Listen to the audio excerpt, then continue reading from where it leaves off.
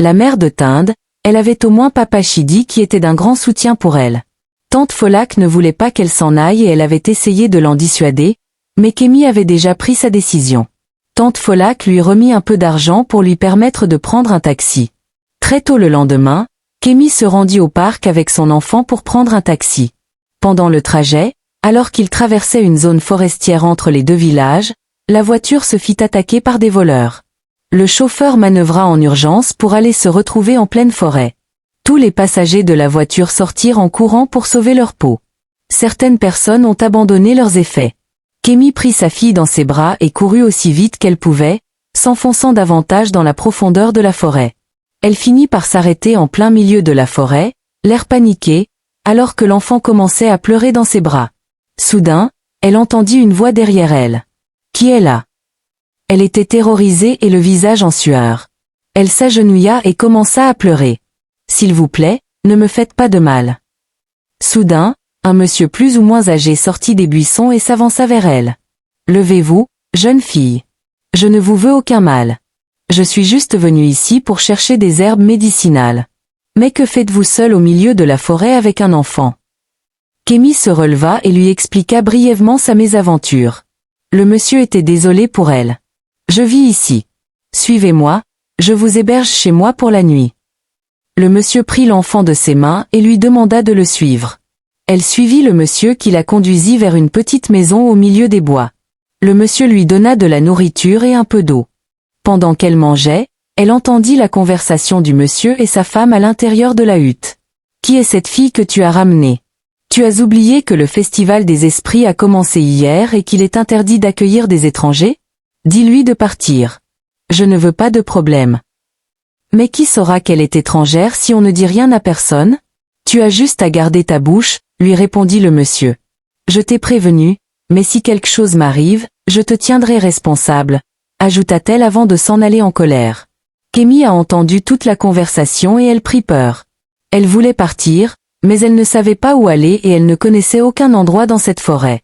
Quelques heures après, l'enfant du monsieur courut vers lui en criant « Je les ai vus se diriger vers notre maison. » « Allez tous vous cacher dans la chambre », ordonna le monsieur à sa femme et ses enfants. Kémy les suivit et toute la famille se cacha dans la chambre, l'air terrifié. Kémy se mit à prier intérieurement, espérant que sa petite fille ne se réveille pas. Quelques minutes plus tard, les esprits firent leur apparition. « Nous avons appris que vous hébergez une étrangère chez vous. »« Quoi ? Non, c'est faux, » répondit rapidement le monsieur. « Je n'héberge aucun étranger chez moi. » Soudain, sa femme sortit de la chambre en pleurs, l'air terrifié. « C'est vrai, vous avez raison, mais s'il vous plaît, ne nous faites pas de mal.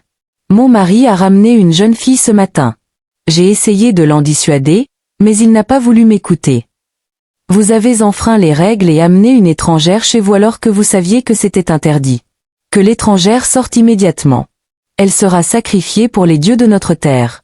Et quant à vous, monsieur, vous serez aussi sacrifié pour purifier les lieux. » Kémy sortit de la chambre, les larmes aux yeux, avec sa fille dans ses bras. « Laissez-nous partir, je vous en supplie. Mon mari m'a abandonnée et je me suis retrouvée ici. Je ne connais rien de vos traditions. »« Votre histoire ne nous intéresse pas, jeune fille, » lui répondirent les esprits. « Le festival des esprits a commencé hier et il est interdit d'accueillir des étrangers sur cette terre dans cette période. Vous et votre enfant serez sacrifiés ainsi que le monsieur qui vous a accueilli. » Kémy pleurait toutes les larmes de son corps. Elle était perdue. Elle priait et espérait désespérément un miracle. « Emmenez-la », ordonnèrent les esprits. Elle fut amenée de force avec son enfant. Ils arrivèrent dans une zone éloignée au milieu de la forêt où plusieurs esprits les attendaient. Un des esprits s'approcha d'elle et souleva une calebasse et essaya de toucher sa tête. Soudain, la calebasse glissa de ses mains et tomba. Il réessaya, mais la calebasse tomba à nouveau. Au bout de la troisième fois, la calebasse se brisa. Le chef des esprits s'écria. « Mais que se passe-t-il ? Les dieux n'acceptent pas qu'elle se fasse sacrifier. D'où l'avez-vous amenée ? » « On l'a trouvée chez l'herboriste qui vit au milieu de la forêt, » répondirent les esprits ensemble. « Elle n'est pas une étrangère. Elle est une indigène. Chassez-la loin d'ici, » ordonna le chef des esprits. Elle se fit chasser par les esprits. Elle courut de toutes ses forces sans rien comprendre à ce qui se passait. Après plusieurs heures à marcher seule au milieu de la forêt, Elle finit par trouver la sortie et se retrouva dans un village qui lui était totalement inconnu. Elle aperçut au loin devant elle un grand bâtiment. C'était une église catholique. Elle y entra, s'agenouilla en pleurs et remercia Dieu de l'avoir sauvée. Elle profita pour dormir dans l'église cette nuit. Le jour suivant, les villageois se sont dirigés vers le bâtiment de l'église pour la messe du matin. Elle était assise devant le bâtiment et tout le monde la regardait bizarrement parce qu'elle était dans un mauvais état. À la fin de la messe, les villageois ont cotisé de l'argent pour elle pour lui permettre de continuer son chemin pour rentrer. Elle prit les sous et se rendit de nouveau à la gare. Après 2 heures de route, elle arriva dans le village de Papa Chidi. À son arrivée, elle remarqua une grande foule devant la hutte de Papa Chidi. Elle vit aussi Tinde qui était assis au milieu de la foule en train de pleurer, alors qu'il était censé être au travail à la base. Elle se demandait ce qui se passait quand soudain Ngozi, la sœur de Tinde, courut vers elle. Elle l'aida en récupérant le bébé de ses bras. Que se passe-t-il ici?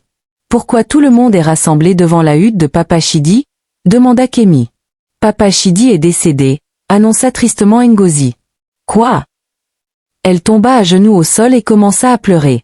Papa Chidi était la seule personne qui s'occupait et prenait soin d'elle. C'est à cause de lui qu'elle était revenue au village. Qu'allait-elle faire maintenant?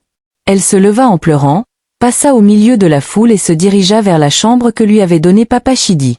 Elle remarqua que le cadenas de la porte n'était plus le même. Ngozi s'approcha et lui expliqua que sa mère avait changé le cadenas. Elle a remis la clé à la nouvelle femme de Tinde qui est déjà ici, expliqua-t-elle. Que vais-je devenir maintenant? Papa Chidi n'est plus là. Que vais-je faire? Où vais-je dormir? Ngozi lui répondit. Tu peux dormir à l'église en attendant de trouver une solution. Je peux t'y accompagner. Pendant que Kémy réfléchissait, Busy fit son apparition devant elle. Décidément, pourquoi faut-il que je te croise partout comme ça?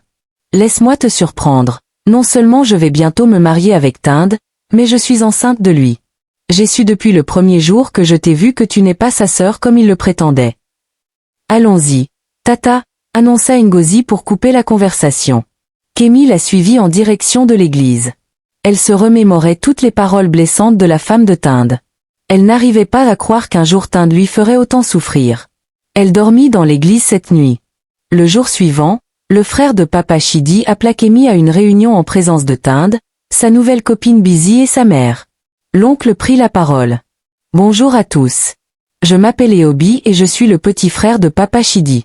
Avant de mourir, Papa Chidi m'a confié certaines informations et m'a demandé de vous les transmettre. Au cas où vous ne croiriez pas, j'ai tout enregistré sur mon téléphone et je vais vous faire écouter directement. Il appuya sur son téléphone et lança l'enregistrement. Bonjour à tous. Si vous écoutez ma voix en ce moment, ça veut dire que je ne suis plus parmi vous. Je fais cet audio pour informer Tinde qu'il est dans l'obligation stricte d'épouser Kémy et de faire d'elle sa seule femme. Il a déjà un enfant avec Kémy et, selon nos traditions, il n'a plus le droit d'épouser une autre femme qu'elle. Il devra l'emmener avec lui à la base et s'occuper d'elle. Tant que ceci n'est pas fait, qu'il n'assiste sous aucun prétexte à mes funérailles. Kémy était surprise face à ce qu'elle venait d'entendre. Elle ne s'attendait pas à ce genre de déclaration. La nouvelle copine de Tinde ne savait plus où se tenir. La mère de Tinde prit la parole. Mais ce n'est pas possible.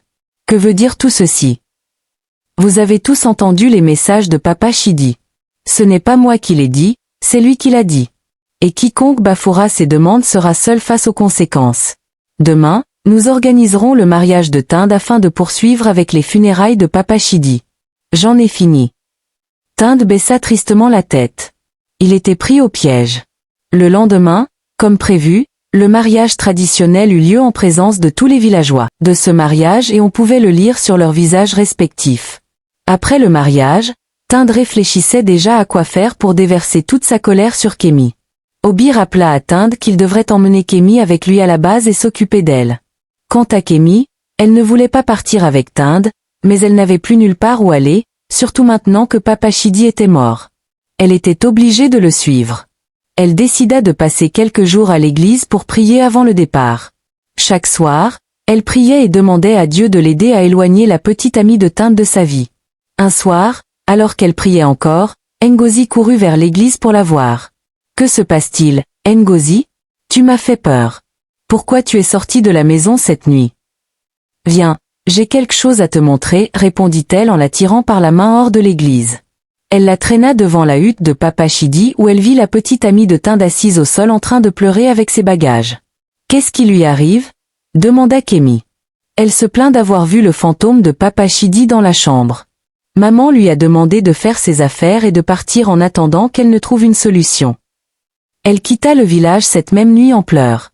Le jour suivant, Kémy entra dans la cuisine pour trouver quelque chose à manger, mais elle constata que toutes les marmites étaient vides. Elle se rendit au marché et acheta du riz avec l'argent que lui avaient donné les fidèles de l'église. Pendant qu'elle préparait dans la cuisine, la mère de Tinde entra, l'air énervé. « Que fais-tu là ?»« Bonjour, maman. Je n'ai pas mangé depuis hier. Je suis en train de préparer du riz. »« Mon riz ?»« Non, maman, je l'ai acheté moi-même. »« Avec quel argent ? Tu as volé mon riz et tu essaies de mentir ? Donne-moi ce riz et sors rapidement de ma cuisine, petite sorcière. Papa Chidi n'est plus là maintenant pour te protéger. Tu verras ce que je te fais dans cette maison. » Elle fondit en larmes et sortit de la cuisine et se rendit à nouveau dans l'église. Elle avait faim et pleurait, impuissante. Quelques minutes plus tard, Ngozi lui amena un plat de ragoût. Elle mangea rapidement comme si elle n'avait jamais mangé de sa vie, alors que tout le monde la regardait. Le jour suivant, Tinde lui rendit visite pour la première fois à l'église. Il lui expliqua qu'il partirait à la base le lendemain. Kémy eut une lueur d'espoir. Elle espérait qu'il changerait et qu'il l'aimerait à nouveau comme à la belle époque.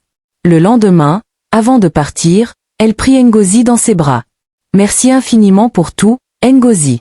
Tu es très gentille, et comme Papa Chidi le faisait de son vivant, tu m'as beaucoup aidé depuis que je suis ici. Je prierai toujours pour toi et je te promets de revenir te voir, peu importe les circonstances. » Après 2 heures de trajet, Kémy et Tinde arrivèrent à la base. Au lieu d'ouvrir directement la porte, Tinde frappa. Soudain, Bizi sortit de la hutte et vint embrasser Tinde.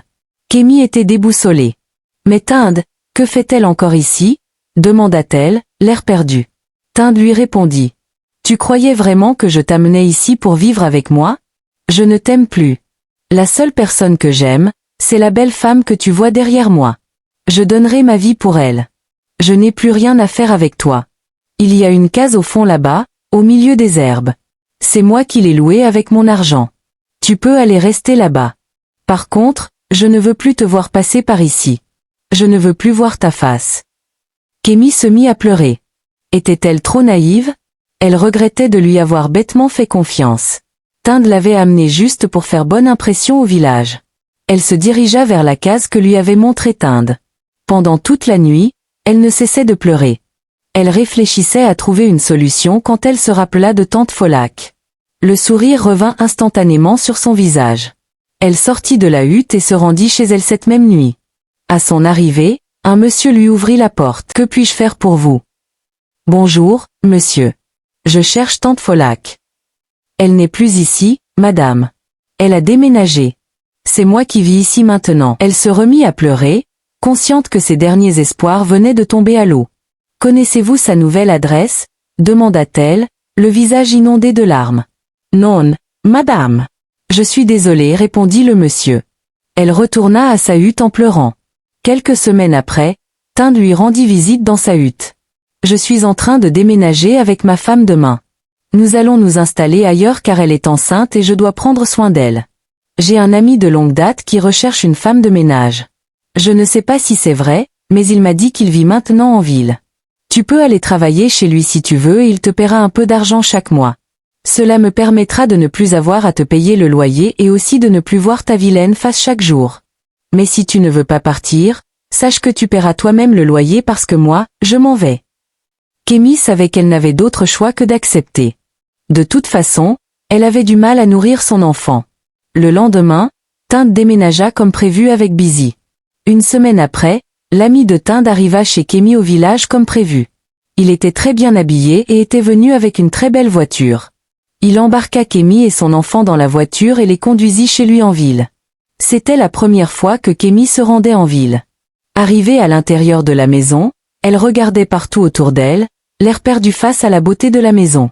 Une fois dans le salon, le monsieur tenta de lui poser quelques questions. « Bonsoir à nouveau, Kémy. Tu peux m'appeler monsieur Dayo. Ici, C'est ma maison et c'est ici que tu vas travailler. Je tiens juste à te préciser que tu n'es pas ici pour travailler en tant que domestique, mais plutôt en tant que femme de ménage. Il est important que tu fasses la nuance. Je t'emploie ici parce que ma femme que tu vois là-bas est enceinte et je ne veux plus qu'elle travaille. En plus, nous allons bientôt nous marier et tu t'occuperas de faire tout ce qu'il y aura comme tâche ce jour. Je te paierai un bon salaire pour que tu te sentes à l'aise et tu seras nourri et hébergé ici. Maintenant, je suis curieux d'en savoir un peu plus de toi, ta vie et ta famille. Kémy baissa tristement la tête. Elle ne savait pas par où commencer. Elle commença à raconter tristement son histoire au monsieur en s'efforçant de ne pas pleurer. Quand elle finit de raconter toute l'histoire, monsieur Daillot lui demanda, l'air perplexe. Mon ami Tinde est donc le père de ta petite fille. Oui, monsieur, répondit tristement Kémy. Comment a-t-il pu te faire vivre autant de souffrances alors que tu es la mère de son enfant? Monsieur Daillot était déçu. Il prit son téléphone pour appeler la police quand Kémy l'en empêcha. Non, ne faites pas ça, monsieur Daillot. Je ne voudrais pas qu'il aille en prison. Je laisse Dieu régler ma cause. Je suis vraiment désolé pour tout ce que tu as vécu à ton âge, reprit monsieur Daillot. À ta place, j'aurais informé la police pour qu'il paie pour ses crimes, mais je ne suis pas non plus là pour te forcer à prendre cette décision. Néanmoins, tu peux commencer à travailler ici à partir de demain. Ne t'inquiète pas, je te paierai plus que le salaire que je t'ai promis. Le jour suivant, Kémy commença à travailler chez le monsieur. Elle se réveillait tôt et s'occupait de toutes les tâches domestiques de la maison. Monsieur Daillot lui payait beaucoup d'argent. Plus que ce qu'elle méritait réellement pour son travail. Elle était très heureuse. Pendant des années, elle commença à reprendre goût à la vie et sa fille, Aïcha, avait beaucoup grandi. Elle passait beaucoup de temps avec elle et subvenait aisément à tous ses besoins. Pendant ce temps, Tinde vivait la belle vie avec sa femme Bizi qui était presque à terme de sa grossesse. Tinde n'avait jamais pensé à prendre des nouvelles de Kémy ou encore de sa fille. Ce qui le préoccupait était sa femme Bizi. Un mois après, c'était le jour du mariage de monsieur Daillot et sa femme. Kémy se leva tôt et rangea la cour de la villa destinée à la cérémonie. Elle s'occupa toute seule de préparer tous les repas en la compagnie de sa fille Aïcha. Plusieurs hauts cadres de la ville étaient invités pour le mariage. Daillot était un grand homme d'affaires qui avait beaucoup de connaissances. Pendant que les festivités se déroulaient dans la cour de la villa, sous le regard de Kémy, son regard se porta sur la silhouette d'une personne au loin. La personne lui semblait familière. Elle regarda attentivement les cheveux de la personne et ses doutes se confirmèrent. Elle s'approcha, dès qu'elle la vit, elle sauta dans ses bras. C'était tante Folak. Kémy, c'est bien toi et ton mari, tu t'es remise avec lui. Que Dieu m'en garde, répondit Kémy. Beaucoup de choses se sont passées depuis votre départ, mais je rends grâce à Dieu. Viens avec moi, tu vas me raconter tout ça, ajouta tante Folak en la tirant par la main vers une table à l'écart. Je suis revenue à la base, mais j'ai appris que vous aviez déménagé. Oui, Kémy. Ma vie a vraiment changé.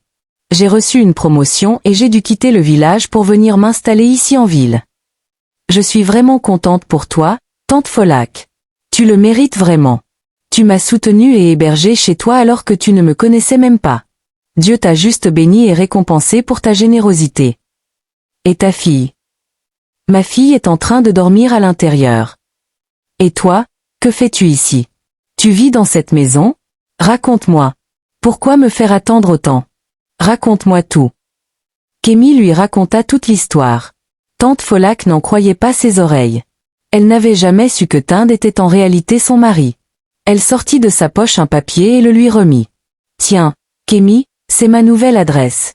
Tu peux me rendre visite à tout moment et, si tu as besoin de quoi que ce soit, je pourrai t'aider. Elle lui remit également une liasse de billets. Tiens cet argent, Kémy. C'est pour toi. Fais-en ce que tu veux. Kémy était très heureuse. Après la cérémonie du mariage, quand tante Folak est rentrée chez elle, elle appela un sous-officier de l'armée qui était sous ses ordres. Écrivez une lettre de licenciement et envoyez-la à l'adresse du lieutenant Tinde. À compter de maintenant, il est licencié à vie de son poste sans possibilité de rachat. Bien reçu, chef, répondit l'officier qui s'exécuta aussitôt et écrivit la lettre. Le lendemain, Tinde était à table avec Bizi quand il reçut la lettre de licenciement. Lorsqu'il lut la lettre, il se mit à pleurer. Bizi lui demanda, l'air étonné. Que se passe-t-il, chérie? Tinde lui tendit la lettre pour qu'elle lise aussi. La tristesse envahit aussitôt son visage. Elle se mit à pleurer. Que allait-elle devenir? Elle avait toujours compté sur Tinde pour subvenir à tous ses besoins. Les mois qui suivirent le licenciement de Tinde, la situation du couple se détériora complètement. Il n'arrivait plus à manger et Tinde n'arrivait plus à subvenir aux besoins de Busy. Dos au mur, Busy avorta de l'enfant et demanda le divorce à Tinde. Depuis plusieurs semaines, tu es incapable de subvenir convenablement à mes besoins. Je suis désolée, mais je ne peux pas vivre avec un homme qui ne peut pas nourrir sa femme. Tu devrais retourner avec ta première femme. Sale et moche. C'est elle qui te convient. Mais moi, je ne peux plus vivre avec toi. Elle fit ses valises et s'en alla sans tenir compte des supplications et des pleurs de Tinde. Tinde était devenu misérable. Il avait perdu 3 choses à la fois, sa femme, son enfant et son travail. Pendant ce temps, Kémy continuait de travailler chez Monsieur Dayo. Elle était très bien payée et était très épanouie. Maintenant que la vie lui avait souri, elle décida de rendre visite à Ngozi au village. Depuis que Papa Chidi était mort, c'était la seule personne dans la famille de Tinde qui l'avait toujours aidée et soutenue. Elle avait prévu de la remercier et de la ramener avec elle en ville. Le lendemain, à la bonne heure, elle prit sa voiture et se rendit au village de Papa Chidi, accompagnée de sa fille Esha. Quand elle descendit de la voiture avec sa fille, la mère de Tinde était assise à l'entrée de la hutte et avait l'air très triste. Elle ne savait pas qu'il s'agissait de Kémy. Elle courut vers elle pour l'accueillir et soudain elle remarqua qu'il s'agissait d'elle en réalité. Prise de honte, elle se retourna sans adresser un mot. Elle avait tellement honte qu'elle n'osa pas l'approcher. Kémy cria le nom de Ngozi. Ngozi! Ngozi! Elle sortit et, lorsqu'elle aperçut Kémy, elle courut pour se jeter dans ses bras. Elle avait beaucoup grandi. Elle était très heureuse de revoir Kémy. Elle s'abaissa et salua la petite Esha. « Pourquoi ta mère a-t-elle l'air si triste ?» demanda Kémy, curieuse. « C'est à cause de mon grand frère Tinde. Il s'est fait virer de son travail et s'est tellement endetté en ville que la police menace de l'emprisonner et de saisir notre maison. » Pendant qu'elle parlait, Tinde sortit de la hutte en pleurs et se dirigea vers Kémy. « S'il te plaît, pardonne-moi, Kémy. Pardonne-moi pour tout ce que je t'ai fait vivre. Je suis sincèrement désolé. » Il remarqua Esha et la salua. « Bonjour, ma petite. Comment tu vas ?» Esha ne le connaissait pas et se cacha derrière sa mère. « Je vois que tu as maintenant beaucoup d'argent et que tu as une voiture. S'il te plaît, aide-moi. La police menace de m'emprisonner et de saisir notre maison. Je ne veux pas faire souffrir ma mère à cause de mes bêtises. »« Combien te faut-il pour payer tes dettes ?» demanda Kémy. « J'ai besoin de 2 millions, répondit-il. Kémy se dirigea vers sa voiture pour aller prendre de l'argent. Elle revint et lui tendit une liasse de billets. « Merci infiniment, Kémy. S'il te plaît, pardonne-moi. Je regrette tout ce que je t'ai fait. Je veux que tu me trouves une petite place dans ton cœur. Je veux redevenir ton mari et te prouver que tu as toujours été mon premier amour. Je suis désolé. Tinde, je t'ai peut-être pardonné, mais je n'oublierai jamais tout ce que tu m'as fait subir. » Elle se retourna et se dirigea vers sa voiture, laissant Tinde à genoux en pleurs. Sa mère était assise devant la hutte, mais elle n'osait pas intervenir. Elle avait toujours fait vivre la misère à Kémy et elle avait honte. Kémy proposa à Ngozi de l'emmener avec elle en ville pour lui permettre de poursuivre ses études dans de bonnes conditions. Elle était très heureuse. Elle accompagna Kémy et sa fille en ville. Il ne faut jamais faire de fausses promesses à une femme. Nuire à la vie des autres et Dieu se chargera de nuire à votre vie. La prière est une arme puissante dans n'importe quelle épreuve de la vie. Soyez généreux envers les gens tant que vous en avez les moyens et laissez la vie devenir généreuse envers vous. Le bienfait n'est jamais perdu. Si vous avez aimé cette histoire, abonnez-vous et laissez-moi un commentaire d'encouragement.